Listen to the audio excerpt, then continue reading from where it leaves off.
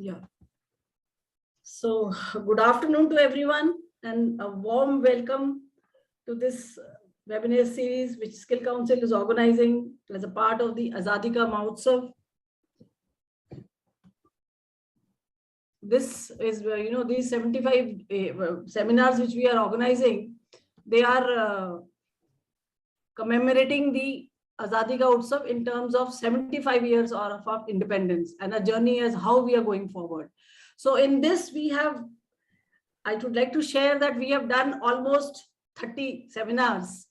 And as we are moving forward, while our focus is on waste, RE, and also on sustainability, I feel that we have more and more to learn and more to deliberate. We have also tried to connect with experts for the commitment of our government and our country for meeting the goals of net zero. So today we have a very renowned speaker, and the topic which we are going to discuss is sustainability. This is a buzzword now and everybody is talking about it. I remember when I was doing the IPCC report, we spent full one day on defining what is sustainability. So because sustainability is something which has a very holistic approach. It is not only environmental health, but it also touches on other aspects, social aspects, economic aspects. We have to consume that much, which we can, we require, not for our greed, but for our need. And then we have to leave for the future generations also, so that they can also not exploit it, but use the resources as per their requirement. So just to add a bit, I think I should not say more because we have a very renowned expert. We have a person who's been working in this field for the last, I can say, a stalwart in this sector. And the SDGs are also all about, we have sustainable goals, 17 SDGs by UN. And there also it is an all over development. It is not the environment that you should just improve the environment, reduce the emissions, but it is an all over, commitment. We have to reduce poverty, we have to reduce hunger, we have to educate all, we have to even reduce the gender gaps. That also become a part of the entire sustainability practice. We in Skill Council are really working in a very concerted manner to take forward these principles of sustainability. Today, we are very fortunate to have Mr. Niranjan Khatri with us, who is an renowned expert in the sector of sustainability. And this is almost for a period of more than 3 decades. He has a background of a hotel management, and he also has been the ex-general manager for the environmental initiatives in the ITC hotels. When I was reading about him, I came to know so many things which I was not aware. He has developed the eco-rating system, eco-designing system. And then this eco-rating has been distributed or applied to 1,200 schools in Delhi. He has been he has headed the CII Renewable Energy Cell. Then, of course, with Delhi government, he has been on the power council, the water council, and I know he's very active in the water sector also, which is a very important aspect of sustainability. He has been chairman for sustainable development committees for hospitality sector. This is one area where I find any article I read. In fact, there is a newsletter which is coming on the hoteliers or the hospitality sector, where he's regularly contributing. He's also written a lot of articles. He has written a lot of, he's organized a lot of conferences. I don't have words to describe him. It's beyond me to describe him. And he has not only this, he has got many awards, excellent for his excellent work, like the Helen Keller Award, Karamveer Puraskar, Green Hotelier Award, Parivartan Sustainability, so Leadership Award. So he's such a renowned and such a stalwart, and we are happy to be here. And I want to share that we were lucky to have Mr. Niranjan Khatri with us for almost 5 years in Skill Council, and he gave us so much guidance for developing our qualification packs, our NOSes, for the green construction, waste management, carbon sinks, and there was a collaboration he had, put forward with the GBCI, with the Rotary Club. And there also, there was a lot of interaction with the members, with the students, and so I'll be short of words in describing him.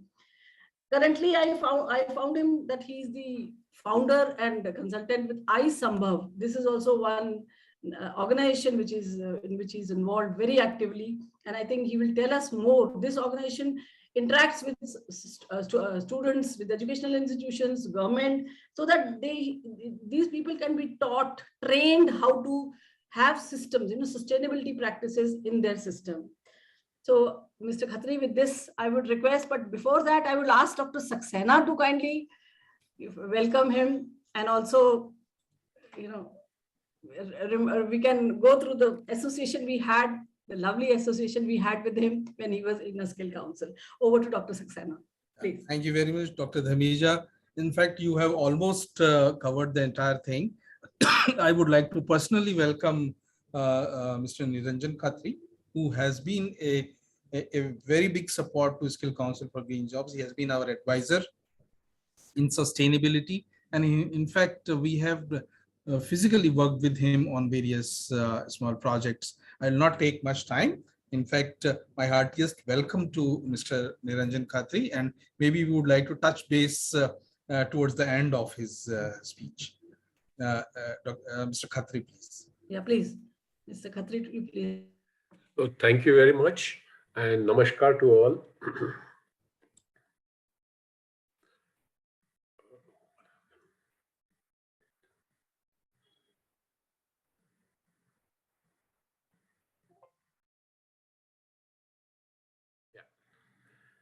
So as Dr. Dhamija said, the subject today is steering business towards sustainability.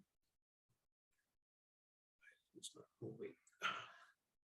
Well, I was very privileged to be posted in Kalapani in 1988. Kalapani is also known as Port Blair, because those days many stakeholders used to call this punishment posting.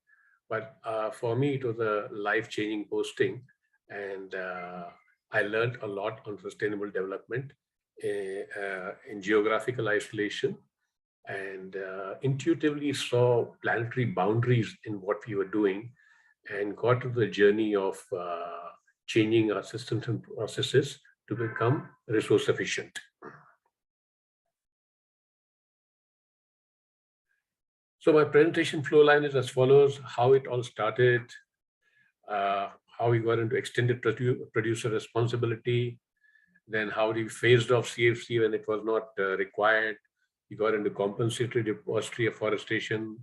We started an environment museum, and we got into triple bottom line without knowing this terminology. And here's a quick view of the hotel from the sea, if you're going in a boat. And this is the view of the entrance to the harbor, very beautiful view. And our hotel was on top of a hill. And we had a lot of infrastructural challenges out there. There were only 2 flights per week those days. Today, I believe there are 8 or 10 flights per day. And shipping schedule was once in 30 days. And if the weather packed up, we used to forget the taste of onions and potatoes.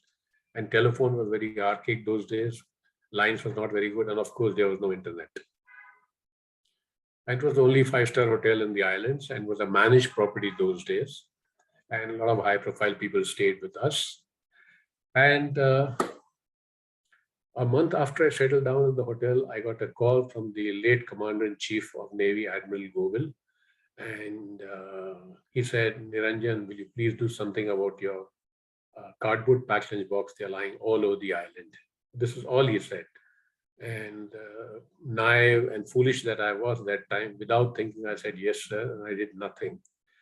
And again, a month later, I get a call from the Conservator of Forests with a similar request that, look, you guys get 50,000 tourists, and I've got 7 people to look after 200 square kilometers. And the tourists are messing up the islands, they're breaking the corals. Please do something about it. And again, foolishly, I told him, yes, I'll do something about it. And then I started feeling a little sheepish. I'm promising without performing. And we have an ethos in our company that when you promise something to your guests, you either complete that task or go back and tell that person why you cannot do it and make it up in some way or the other. But this particular task of engaging with people outside my periphery was a kind of a new challenge for me, for which I had no ideas, and I didn't even know the spelling of environment those days. So I asked my HOD in the morning meeting that, look, you guys have been here for a longer time. This is the feedback that we are getting from the stakeholder, very valid feedback. And what should we do? So they all nodded their head and said, yes, we must do something, but they also didn't have any idea. So then after about 2.5 months, it occurred to me, why don't I appeal to the good sense of the tourists and put a small sticker on the packed lunch box? Please do not litter the island. Please bring it back to the hotel for disposal. And we also embedded the message highlighted by the conservator of forests, and leave the corals for the fish. And 50% of our tourists brought it back, 50% didn't bring it back. We were not happy with 50% compliance. So then I suggested to my F&B manager that, look, why don't we shift from cardboard packed lunch box to steel tiffin box? And when we did that, we got into zero waste. And we did not know those days that in a very nano fashion, we started Swachh Bharat Abhiyan.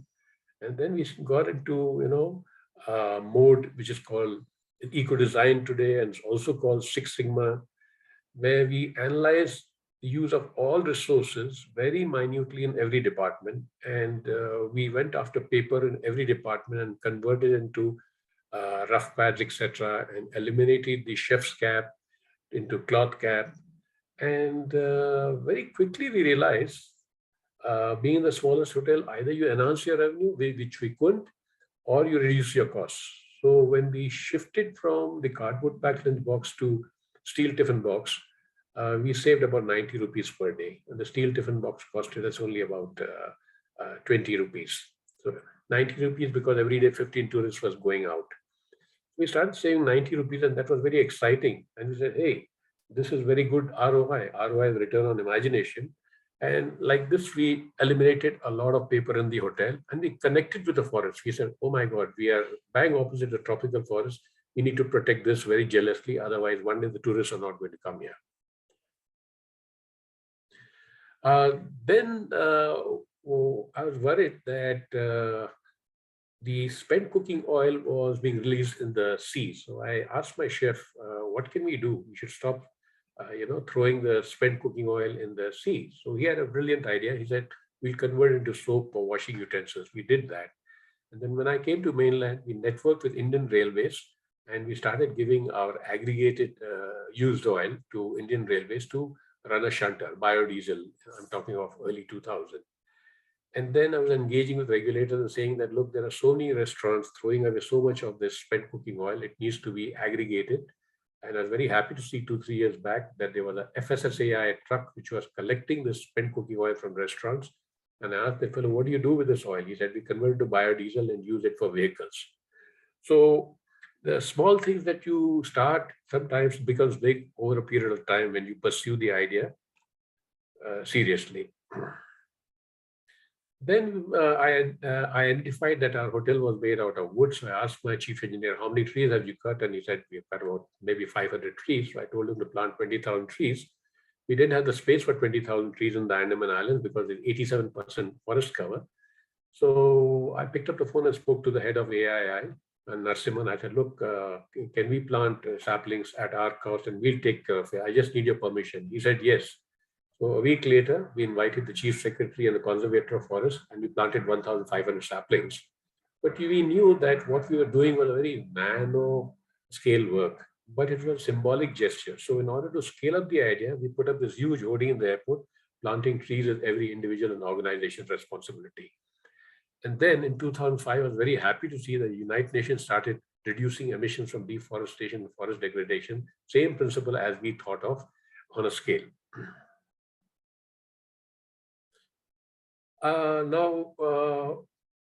Having been close to the forest, I was concerned with how forests are being decimated at a horrendous rate of about 1.5 acres per second on a global scale. And that leads to soil erosion and reducing in rainfall, etc., which we are experiencing on a grand scale today. I need not tell you because you watch it on TV and your WhatsApp messages every day. And there's a linkage between forest and water. And On 31st of March 1990, I got a letter from the local government saying that from tomorrow, your water supply is going to be cut from 10,000 liters per day to 2,000 liters per day. When I read this note, I saw stars during the bright sunny day. So I asked my engineer to come to my office, and told him that, look, please do not provide water to Dr. Saxena if he's staying in the hotel. And he said, what, sir? I said, you heard me right. Don't supply water to Dr. Saxena in the room. And what will you do? I said, we will leave a note in the room asking Dr. Saxena to ask us for water in the morning. So when Dr. Saxena asks water in the morning, we'll ask him, why do you want water? Adding insult to injury. So Dr. Saxena will say for brushing his teeth, and we'll say, okay, we'll send you a bucket of fresh water. And if it's for a toilet, we send you seawater. So we did segregation of the water supply. And then intuitively, we learned that how painful it was to cart 30 buckets of water to the room during those days.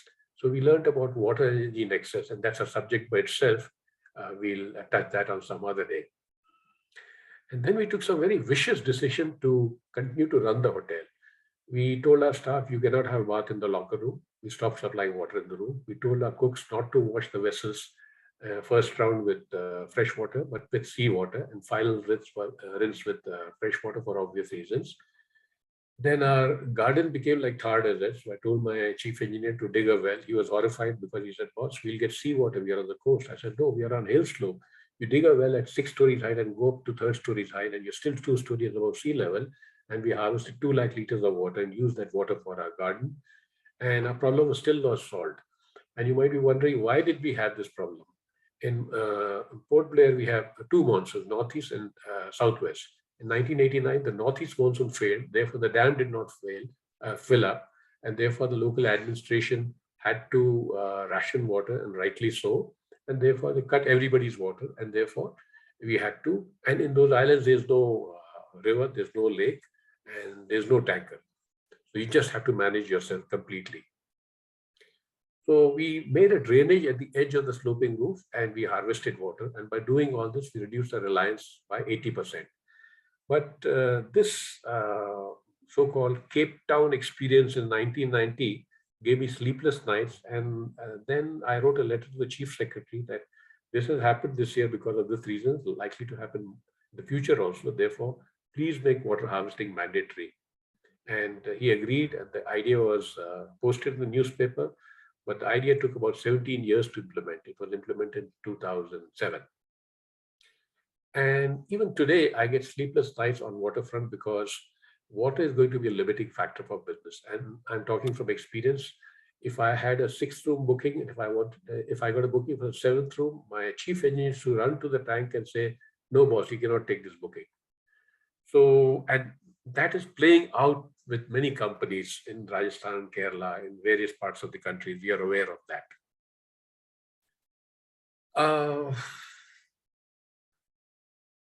We found that our guests used to leave the AC and lights and all open on in the room. So we said we must engage with our guests in our journey in sustainability. And we put up these messages in all the rooms, and that helped us to conserve power. But those days we did not know about climate change. And climate change domain, people use words like resilience, adaptation, mitigation. And I learned these words intuitively, not in the form which is being stated, through my sister. I was studying in hot summer in Jamshedpur when I was in 3rd or 4th standard, and she comes to the room and gives me a slap and puts out the fan. I said, why you slap me? He said, you should learn to study without the fan. So elder sister saying something, there must be some merit in it. I carried that habit over the years. Even when I was in Gurgaon for 20 years, in the height of summer, I would sit without fan to build up my own resilience. And I think this is very important today. And last night I was amused that the German government is talking about austerity. Similarly, some other country, Hungary, is also talking about austerity. So austerity has to become our so-called A drive. We have C drive and D drive in computers. A drive has to become part of our mental CD-ROM. Then we had a soil erosion problem on the hill slopes. So I naively told my chief engineer to plaster it with brick and mortar. And he said, no, you'll be upsetting the architect who designed this hotel so lovingly to bring people as close to nature as possible. and we should not put cement and mortar there. And so I said, what do we do? Because we don't handle this problem, one day our hotel will be in the sea.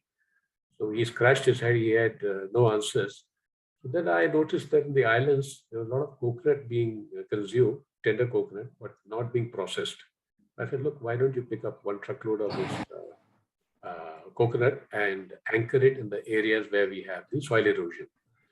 And we solved the soil erosion problem. And I did not know the word biomimicry those days. And I did not have the vocabulary of dematerialization's construction space. Now, this is an oxymoron. So today I deal with a lot of construction industry. I'm saying that, look, you guys are wasting a lot of, brick and mortar. And as per TIFAC, close to about 40 to 60 kgs of construction debris is created per square meter. So there are great opportunities over there also, but that's for another day. These are some more pictures of the coconut husk being used for stemming the point. Now, my story is extremely long, and it is impossible to kind of cover it in one day. And it's like sucking a football through a 50-feet hose pipe, But the work we did, we had an energy problem there. In Port Blair, the energy comes from imported diesel oil. They were huge DG sets, which would operate and supply power to the local establishments. And we used to have a lot of power cuts. And those days, since the hotel was not doing well because of the reasons I cited earlier, there were only 2 flights a week. We didn't have a generator, and we used to light a candle those days. And when we used to light the candle, I used to be very alert. I hope the power comes quickly, and then people put off the candle in the room so that there's no fire. And then I asked my engineer, hey, why don't we go for wind energy? So then we did some work on wind energy, and we found that for wind energy, you need a gradual speed of about 35 kmph. And in Port Blair, the wind speeds are above 35 kmph, and you need X number of days for wind power to be properly usable. So we knocked off that, and then we looked at solar, but those days solar technology was terribly expensive, and the technology was not mature. So we just flirted with the technology, and I did nothing on that front. But when I came to mainland, I had the opportunity of working in another division called the Travel House. And I thought I had come to the Mecca of the country where there'll be no power cuts, but I was surprised that from 10 to 3, people were not working. They had computers, but no work was being done. So I suggested to my seniors that we should go for solar hybrid system, and they agreed. And we were the first building in the country to have a nearly 36 kilowatt system for running our electrical operations during the daytime. And thereafter, I got the opportunity of working in CII for 1 year. My company was very kind to let me go for 1 year. And I had some very interesting interactions with regulators, with industry people, and with farmers, etc. I got an opportunity to travel widely and suggested certain ideas which were a little unconventional those days, but they are now being implemented.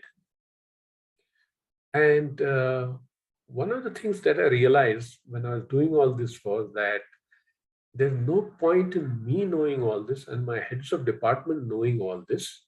It was very important for the staff to understand the natural capital of the place.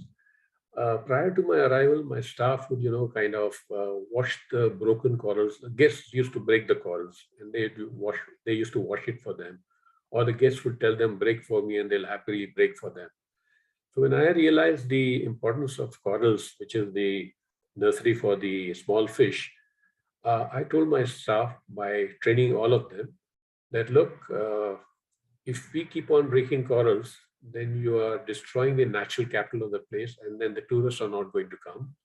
So if you are taking Dr. Dhamija on a picnic and she asks you to break, you politely tell her, no, madam, I'll not break for you. So they were horrified to learn to hear from me that I was telling them not to tell to the guests because, in our business, we treat the guests as a god.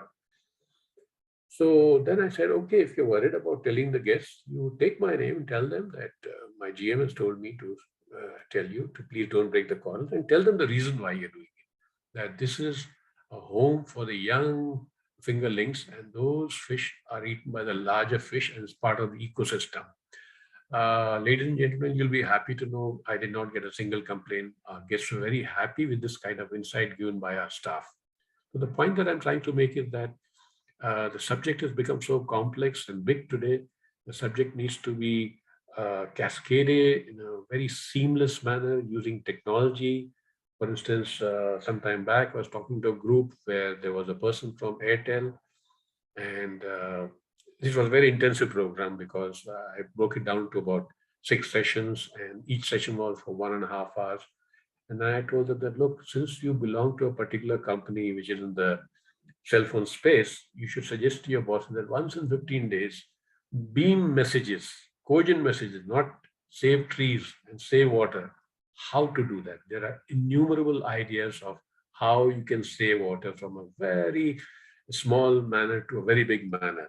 And a common example I always give to people is that start offering small peg and large peg of water, 50 ml of water or 100 ml of water. And this brings humor in the audience minds.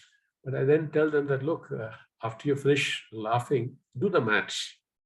If you look at our country, there must be 25 crore homes, and in each home, we waste at least 1 liter of water because we don't consume all the water that we put in the glass. And 25 crore liters of precious water is being thrown down the drain, and we call ourselves a water-stressed country.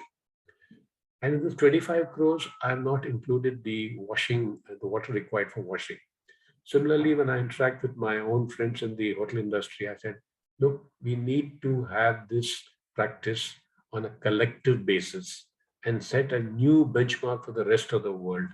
Why should we always get the practices from OECD countries or elsewhere? Sustainability is part of our culture for thousands of years. I learned from late Dilip Biswas, chairman of CPCB. He said, the Vedas said that thou shalt not put even a rose petal in the river. Today, let's look at the river and see how we are treating our rivers. So it's very important to internalize what we are doing to nature and change our respective habits. I'm very happy to hear when Prime Minister went for the COP26 meeting, he used the word lifestyle for change. Each individual has to change. And I think it's a task which cannot be just be done by the government or industry. Everybody has to be involved. And some of the chains have picked up the idea of offering so-called small peg and large peg. And I'm deliberately using this because in our industry, in the bar, when you go to a bar, people order for a small peg or large peg because then you're capturing the scarcity value of resources. Through this humor, you can take the subject to a deeper level into geography, culture, maths, physics, science, quality, etc., etc.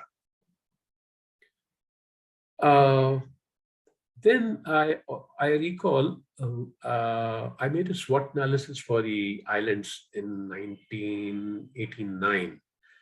In the SWOT analysis, I pointed out in the threat section that the Great Nicobar Islands, which is the utmost southern part of the Andaman Island, is about 90 kilometers away from the Indonesian shores, and that's also called the Strait of Malacca. And those days, 600 ships used to crisscross every day there. I said, look, someday there's going to be an oil spill, and therefore we should place oil spill combat equipment in Port Blair, so that in case of this exigency, we are able to control the oil spill. Again, the administration liked the idea, but the idea was not implemented. Way back in 1993, I was not in Port Blair. I left for Delhi, and there was an oil spill there. The size of the oil spill was about 20,000 tons. They flew down the equipment from Bombay, but the equipment was not good enough to fight the 20,000 tons of oil spill. Fortunately for us, the wind conditions carried it away from the Great Nicobar shores, but nothing to be happy. Maybe it carried it to the Indonesian shores. So somewhere we had destroyed the natural resource because of the oil spills. And today, technologies have been developed to use the human hair for lassoing the oil spill. So a lot of work is being done, and we need to be conscious of how we can handle these issues more proactively. Whilst in Port Blair, we also got into the social domain, and I will be talking about that briefly. Because we were a so-called five-star hotel, people used to come to seek our help, but our revenues would not allow us to do that. So symbolically, we helped one orphanage with erasers and pencils and notebooks every month. But then when we went to see, my engineer and I, we went to see the place, I was horrified to see the condition. Plumbing was bad, electrical work was bad, carpentry was bad. So in hotels, as you know, we have skilled carpenters, electricians, and plumbers. So I told my engineer, send these guys and, upgrade that. And we did that. And then being a general manager of hotel, you know who's who of the city. So when somebody asked me for a TV for their training program, I would just pick up the phone and speak to my rich friend and say, hey, these guys are doing good work. Can you please give them a TV? And they readily did that. Similarly, those days, there was only one airline, Indian Airlines. And when people came flight from Chennai to Port Blair, some of the people would not eat the bun or the butter chiplet. And that was being thrown away. So I spoke to the station manager. I said, look, why are you throwing this precious food? Why don't you give it to the orphanage? And they started doing that. The point that I'm trying to make is that without knowing the nuances of sustainability, we interconnected with a whole lot of issues. And the subject is today called eco-design, and we save 10% on our turnover without any consultants. And even if the consultants were there, they were not there those days, we wouldn't have been able to afford them.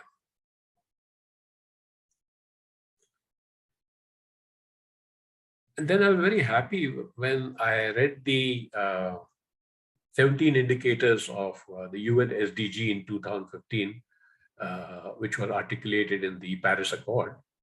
And I kind of compared it to the work that we had done. And we found that we had conformed to all the 17 indicators. So what were the insights and self-learnings? Our goodwill was announced with the government officials. They liked the way we were doing and engaging and sharing, not only with them from the policy front, but we're sharing with the competition also. Because I used to tell my team, we must be very clear in our mind what is competitive information and what is collaborative information.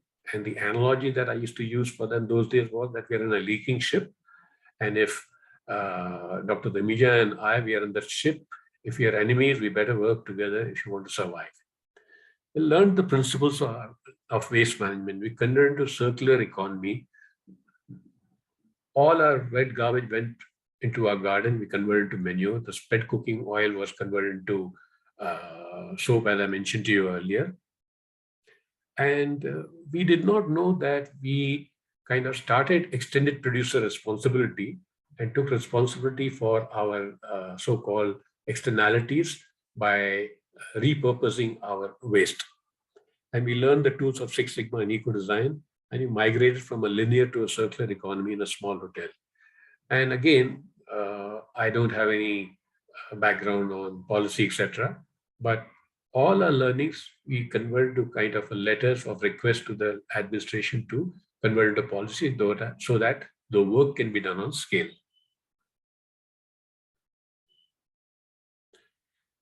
Now, the accounting language is replete with very beautiful terminology, the going concern principle, the principle of prudence, the principle of consistency, the precautionary principle, etc. But I'm going to play primarily on the principle of prudence and the precautionary principles. Are we prudent in overusing our resources in various industries? Can the car industry in their manual also mention, gentlemen, ladies, please don't use a hose while washing your car. You can do the same with a wet cloth. So bring down the consumption of water from 600 liters to maybe about 1 liter for washing the car, right? And similarly, where is the principle of prudence? A country like India, which is hot, and we have all these glass-clad buildings in Gurgaon. we first heat the building and then we put large generators to cool it. And whenever I used to visit these large offices, I used to wear a coat and women used to come in a stole or a light sweater, etc. So there's a kind of a paradox that we say we don't have energy and yet we waste energy, and that also imported energy. And then we spend 85,000 crores on importing oil from other countries. And this precautionary principle has to be again applied in many aspects of business. And these words have to become a little mainstreamed with regards to resources. Yes, the financial resources, all these principles are applied and used very beautifully. Look at whenever there's a crisis, organization cut all their cost, and shave it. Considering that we are in a finite world, and this word at least now is being used, how do we change our processes and products so that we don't overuse our resources? And the word environmental externality, as you might be aware, is basically that if I'm driving a car, I don't take responsibility for my emission. So how do we ensure that different industries have their externalities, or how that can be internalized? But this is not part of the financial architecture as yet. And if I remember right, in 2012, I read a book where I read a figure which clicks to my mind. A global externality was about $3 trillion. To my mind, the externality must have gone up to about 12 trillion today. Or what a waste of resources and money.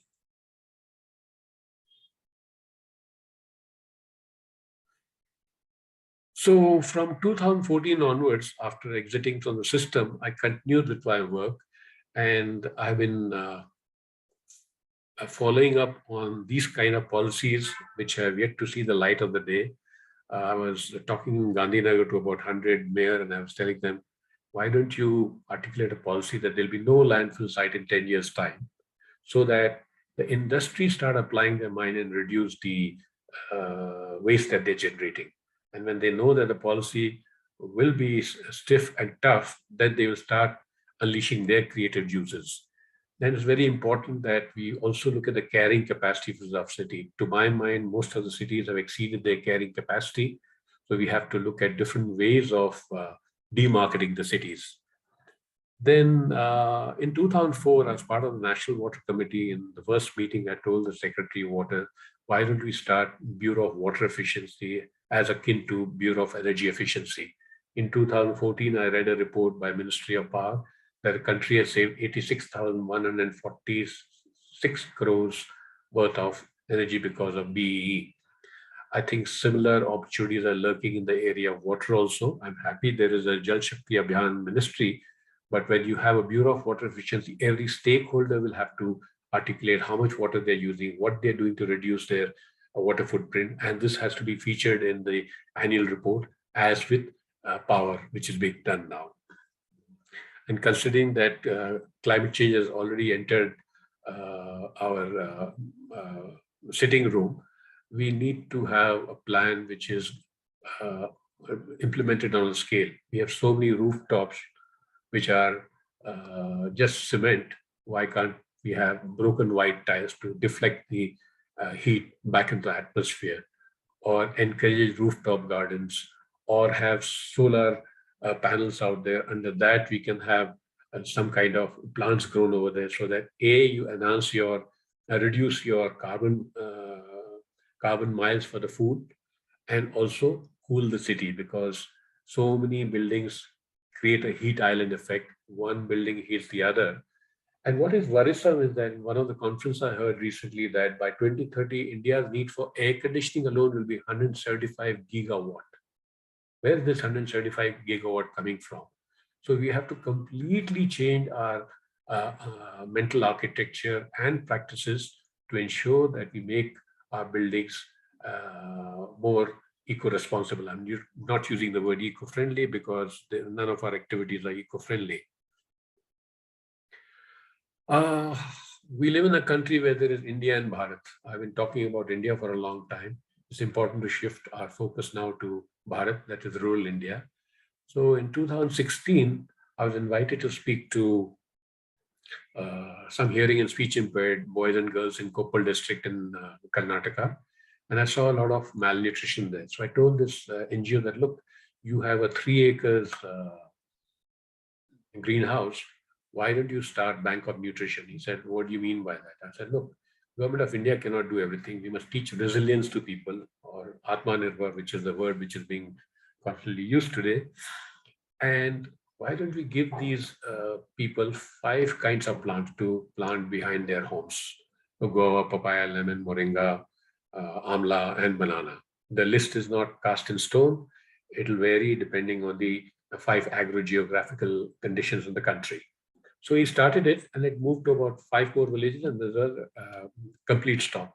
In 2000, I found a good NGO. I'm working with Navsayog Foundation, and he has rolled it out in about 100 villages. Now, this is also a nano drop.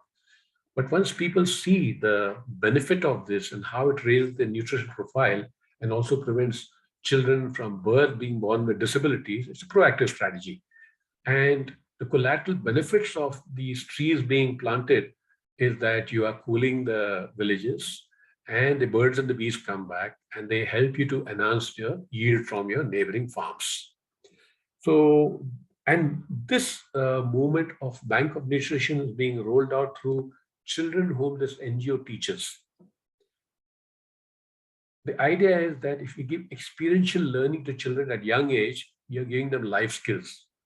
They should not be just looking for jobs in the city. They should be looking at the opportunities which exist in soil management, in enhancing yield of various products, in creating, in producing value-added products. Like if they have a huge number of these moringa plants, then the leaves can be used for selling in the urban market. I recall that I purchased this moringa powder, very hygienically packed. I paid 300 rupees for a 250 grams. So look at ideas which will help them to bring more money in their pocket and move them from the distress they face every year. So these are some pictures of the children who planted this, and now they're standing next to the moringa plant and the papaya plant and enjoying the fruit of what they did. And then soil erosion is a problem. So again, a humble initiative has been made this year in Karur district in Tamil Nadu, where on the banks of the check dam, vetiver grass is being planted, because vetiver grass helps to prevent soil erosion. It is good fodder, it has aromatic qualities, and it absorbs CO2. It has multiple attributes. It needs to be done on a great scale. Then just in the month of May, this NGO, Navsayog Foundation, he nudged the local marginalized farmers. And for the benefit of those who do not know what's a marginalized farmer, he or she owns 1.5 acres of land. They're really poor farmers.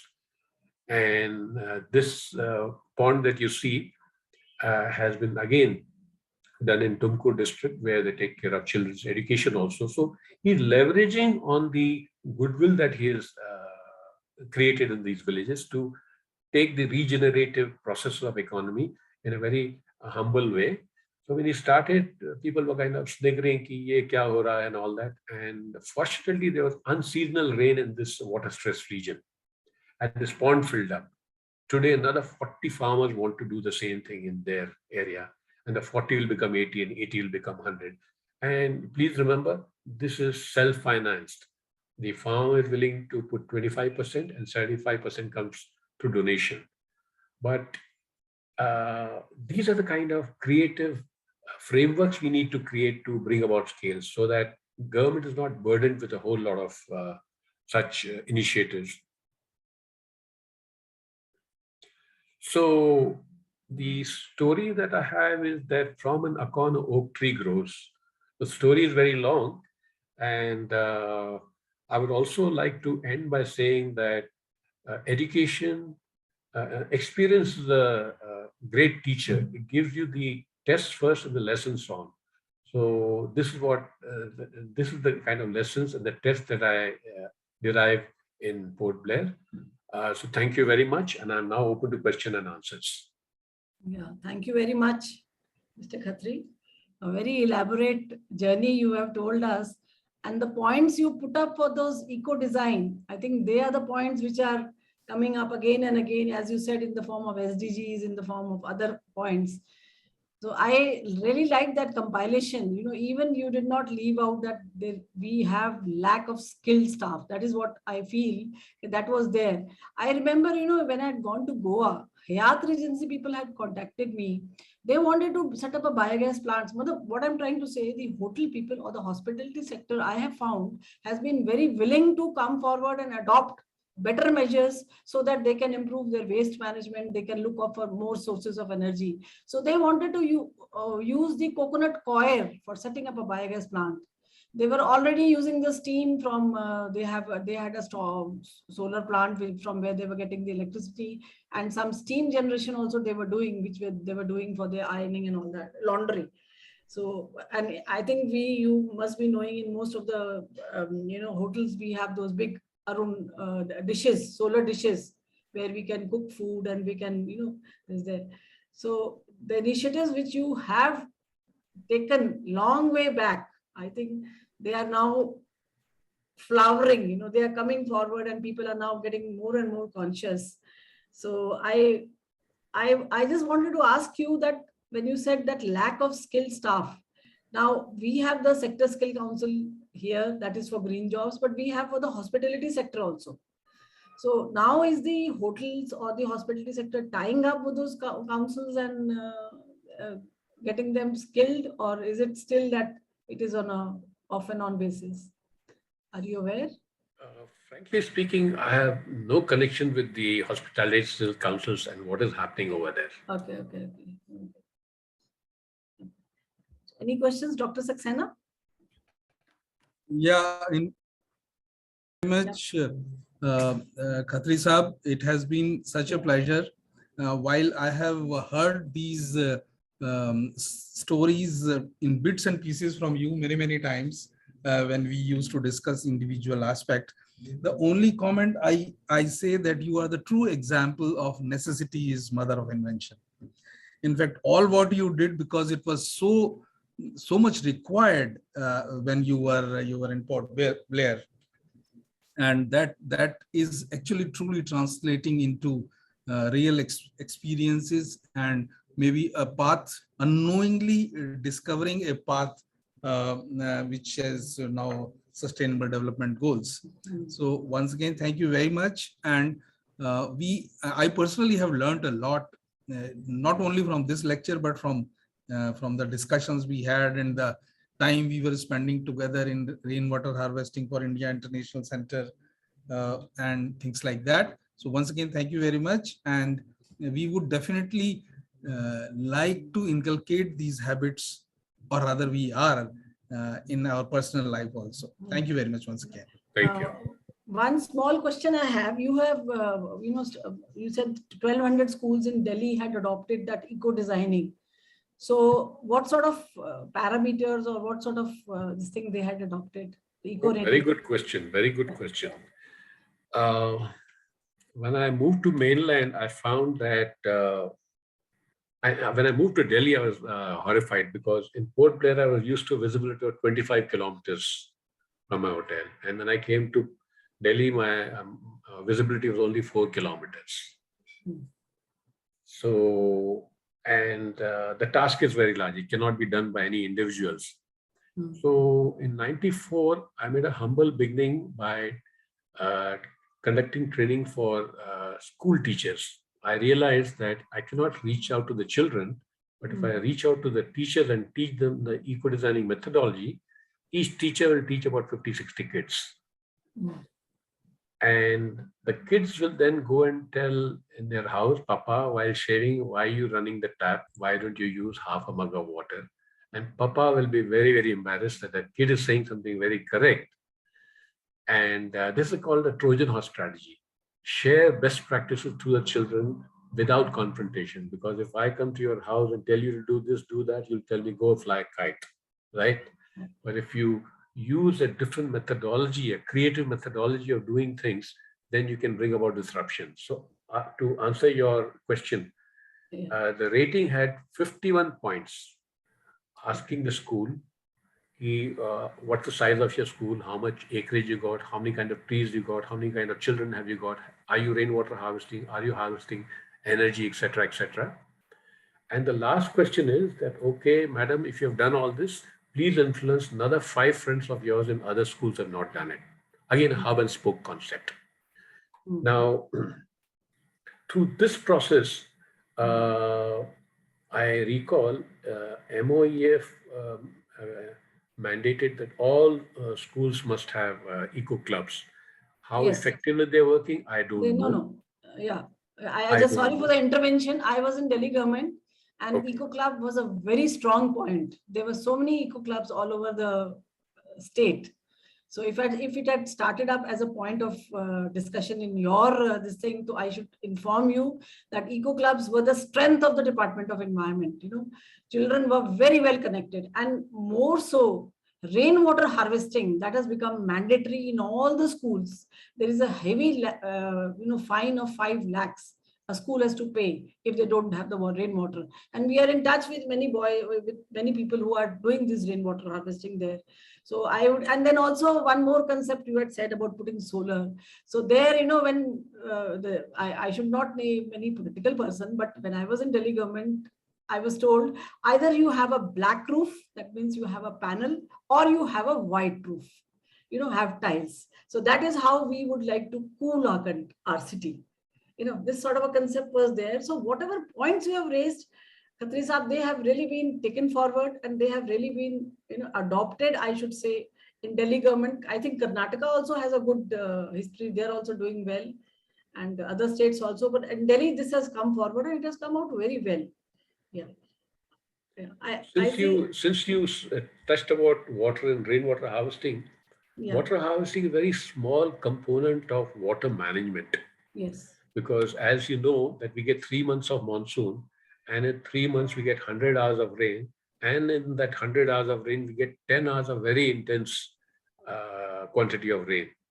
And no country is able to harvest all the water which is falling, right? And therefore the laws are in place, but somehow the laws are not being followed properly. And I am saying this because I interact with a lot of RWAs. They have implemented rainwater harvesting 20 years back, but they've not desilted for 20 years, right?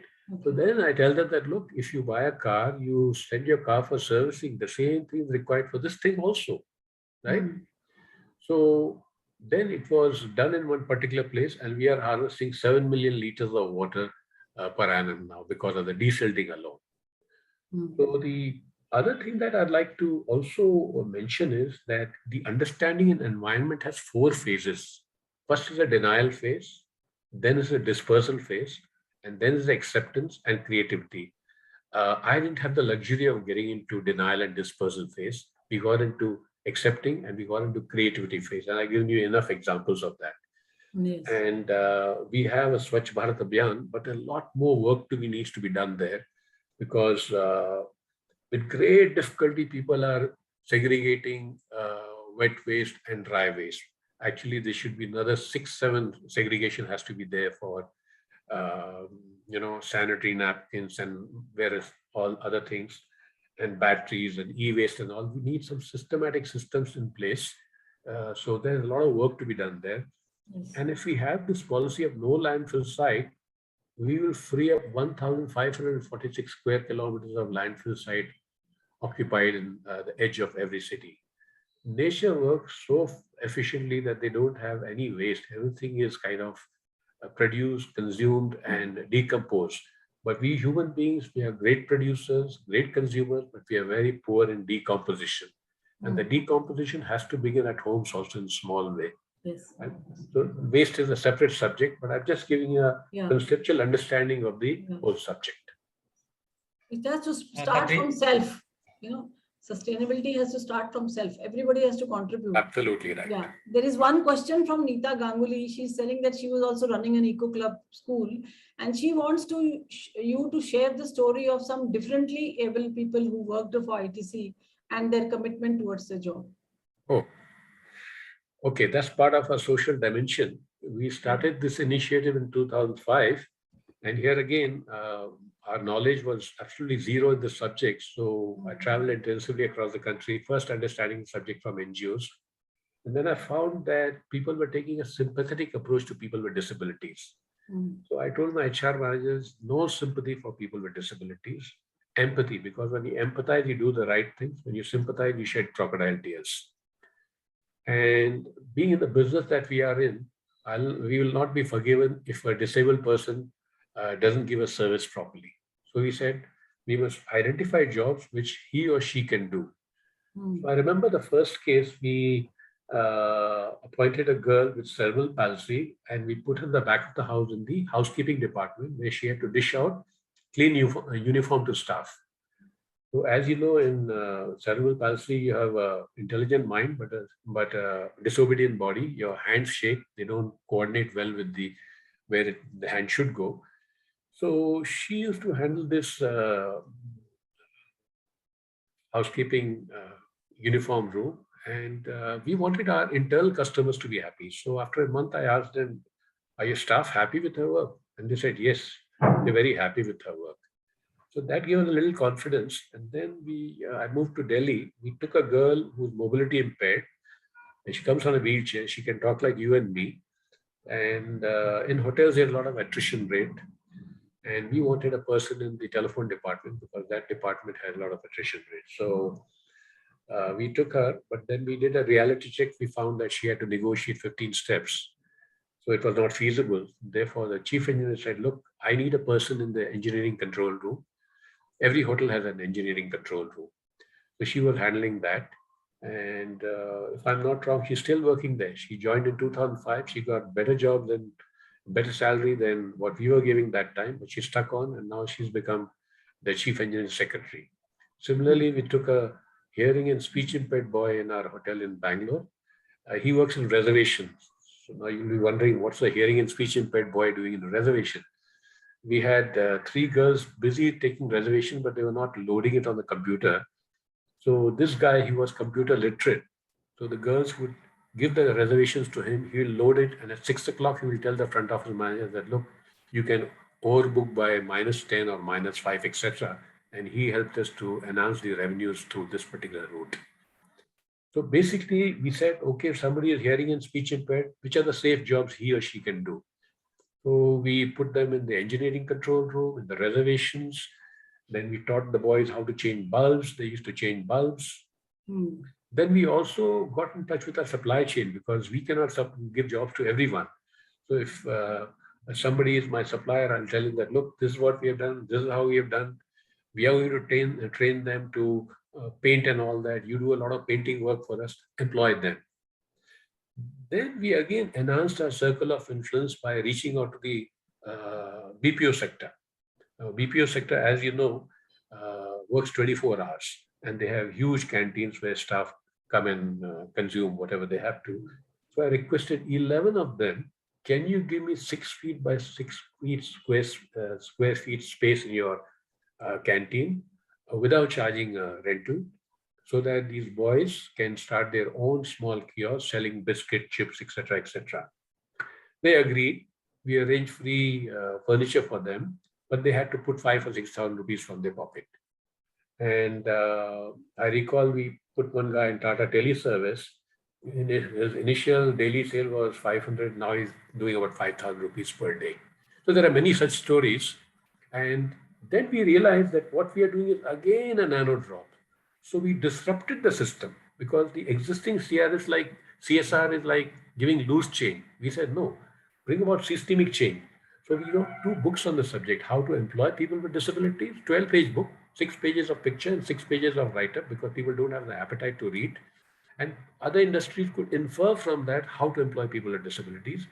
And very important, that is your infrastructure barrier-free. So we wrote a book on universal design on this subject. And both these books are available on the website of ITC and ITC Hotel even today, and they're heavily downloaded. So the story is very long. We can have a separate session for this. Yeah, I appreciate, when you encourage. I had a class fellow who was afflicted with polio, and he he never used to allow us. We never had lifts in our university. So he used to never tell us, okay, you help me in climbing the stairs. He used to do it himself. And Mr. Khatri, he rose to be a leading enologist in winemaking in microbiology. He's written books. He became a professor in Solon University. The way he rose, the spirit he had. So a little encouragement, and let them do what they want, and how can they can do, you just facilitate. I have a compliment from Dr. Anil Kumar, if you remember, from Department of Environment. Oh yes, I remember. I also worked with him. Yeah. Yeah. So he's sending you his compliments, and he says that he has. Namaskar, Khatri ji. Yeah. Namaskar, doctor. Namaskar. I think my video is not. I can't do that. So after a long time, I'm really I'm happy to at least you working the this area when the sustainability is not very popular word. That's you working in now everybody is talking about sustainability, but you're working so long in this area. Thank you, doctor. Thank you, doctor. इनके eco clubs के बारे में थोड़ा बता दो. He was worried. I told him they were doing very well. Eco clubs. But not now because we all left. Dr. Sabat and myself, Dwarkanath, everybody retired now. I have taken VRS also, and Dr. Sabat retired. Dwarkanath taken VRS. So now is not as good in the department eco clubs as where it was used to be. Anita Ganguly madam was there. Everybody saw. I mean, this was the enthusiasm was there at that time. Khatri ji was working on this. But that is why the subject needs to be mainstreamed in schools. It's still not mainstreamed. Khatri Saab, that brings me to, I was about to say that, in fact, we are introducing rainwater harvesting as a vocational education in schools. In fact, I would need maybe some help from you, or maybe vetting of the content we are trying to prepare. That would be typically for schools. I was thinking that it could be divided into two parts. One, normal houses adopting rainwater harvesting. Something goes to the schools, and maybe for industry and other places, maybe a little bigger with storage tank and things like that. So I will come back to you on that. We are already in the process of preparing a video for this. So we will try to contact you to get some piece of information if you will be happy to give my inputs. Once again, thank you very much. Doctor, formally thanks kar dijiye. Doctor, thank you. Thank you, Mr. Khatri, for giving us your valuable time. Thank you. And accepting our request to come and be a part of us in this series. And your contribution is well recognized, and we will ask you for more.